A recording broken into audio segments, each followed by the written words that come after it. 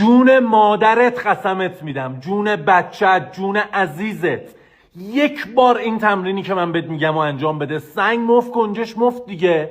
فقط یک بار همین امشب تمرینی که من بهت میگم و انجام بده. اگه رزق میخوای، اگه روزی میخوای، اگه مشکل مالی داری، اگر میخوای دروازه های ثروت آسمانی به زندگی تو باز بشه، یک بار این تمرین رو انجام بده.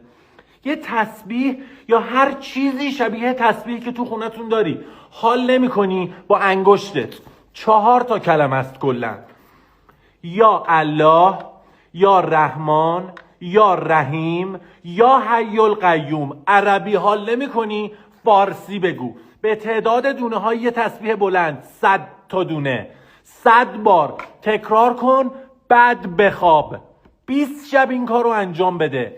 اگر نتیجه نداد، لعنت بفرست به من، فوش بده به من. وقتی با راهکارهای زمینی، با منطقهای زمینی مشکل حل نمیشه، باید درهای آسمان رو زد.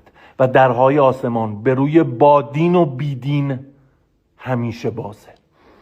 ببین، به واسطه تو 4 نفر دیگه روزی بره سر سفرشون، روزی تو 1000 برابر میشه.